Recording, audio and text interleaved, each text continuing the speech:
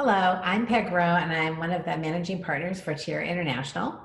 And today I'm going to be sharing with you the 1, 2, 3 process, which is actually one of our favorite tools for Tiara. So we use this in a lot of different ways. Sometimes we'll use it with a client when we're reviewing where they might be in their plan, just to take stock of where's the plan, what are they doing, how's it going.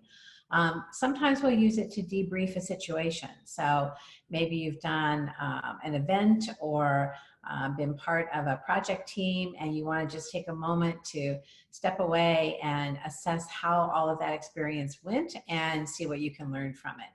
So there are a lot of different ways that you can use it. You can use it with individual clients, you can use it with teams, and you can also just for yourself, just take the tool out and do a quick 1, 2, 3 process just to see, get your own assessment in the moment of something that's going on.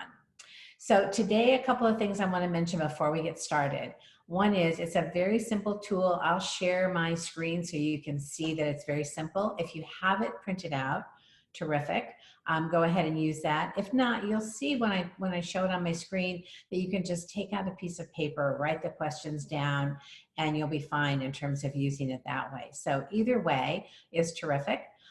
Also, as I'm talking through this process, if at any point you want to slow things down or take a few minutes to write something down, just pause the recording and then come back to it and we'll pick it right up back again.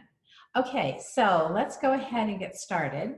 I'm going to share my screen real quick so that we can take a look at the document together. There we go. Okay, so here it is, and you can see that it's actually a very, very simple tool. As we said, you can use it to connect with a client at the opening of a session. That's another great way of using it. Check in on their plan or even debrief a project or an experience.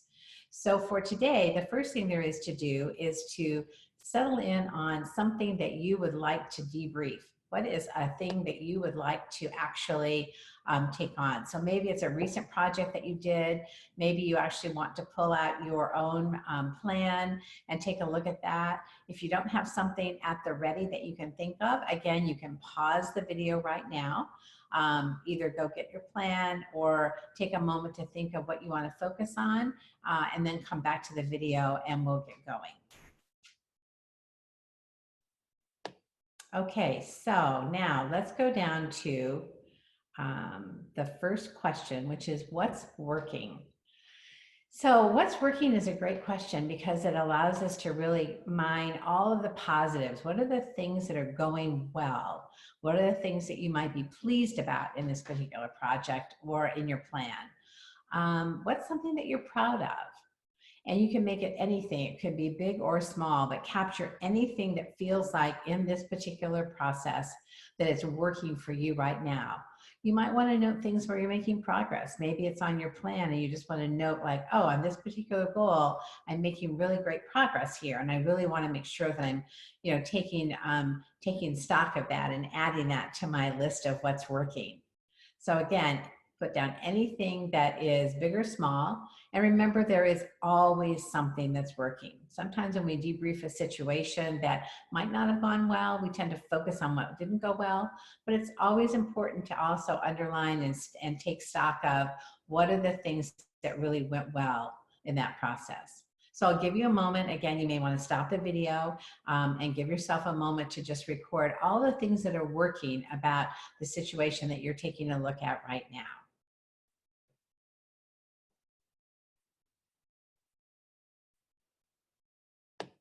Okay, so now let's go to what's not working. So this is really the flip side of that conversation. So in what's not working, we're actually going to talk about anything that feels like it might not be going as planned. Maybe there's something unexpected that came up. Maybe there's something that you weren't considering that all of a sudden popped up. Maybe there's an obstacle that's in the way. Maybe you're making progress, but it's not quite as fast or as speedy as you had hoped. Maybe you ran into some, difficulties that you hadn't anticipated. It could be just that, you haven't had a chance to get to something. So anything that feels like in that situation isn't working, isn't going quite the way you would hope for it to, is yet to be accomplished, you can go ahead and note that here. So again, stop the video, make a note of anything that's not working, and then we'll go on to the third question.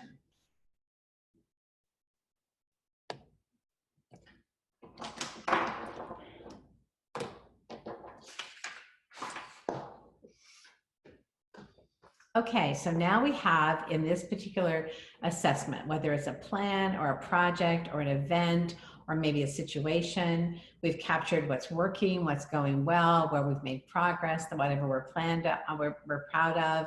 Under what's not working, we've noted anything we might be disappointed in, anything that came up unexpectedly that didn't go quite the way we had hoped, any place where we're not making progress. So we've got those two views of the plan or the situation or the event that we're taking a look at. So now we're going to go to question number 3. And the question number 3 is, what will I stop or start or continue to do to build momentum in this area? But before we do that, just take a moment and take a look at questions 1 and 2 and see what was the learning from both of those questions. What did you learn from what worked that you'd want to repeat? So sometimes we want to make sure that, oh, that really worked well. Let's make sure we do that again. What do you want to mine from what's not working? What's something that you would plan for differently next time, or something you would want to avoid, or a way that you might have had things go a little differently? So just consider for a moment, what are the things that you've learned from questions 1 and questions 2? And now from there, take a look at, in those things you've learned, what will you stop doing? What will you start doing? Or what might you continue to do that will build momentum in this area, whether it's towards your plan or towards a project in the future, something that you want to make sure that you're taking away from that. So I'm going to give you a moment just to capture what are those things that you want to stop doing, start doing, or continue doing in order to build momentum in this area.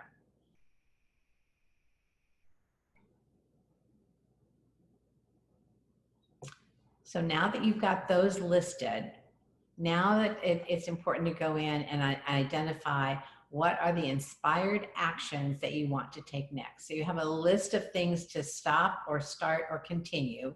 What of that list would you like to actually star as an inspired action that you want to take moving forward? What's the next thing that you want to do that will either commit to moving your plan forward or that will help you in a future situation like the one that you're assessing?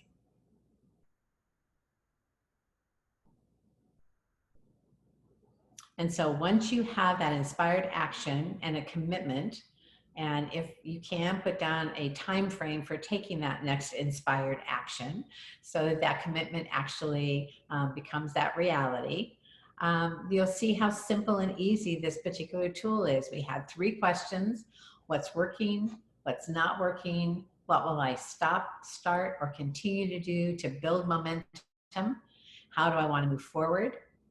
Take an opportunity to identify what your inspired action is, and you've completed the 1, 2, 3 process.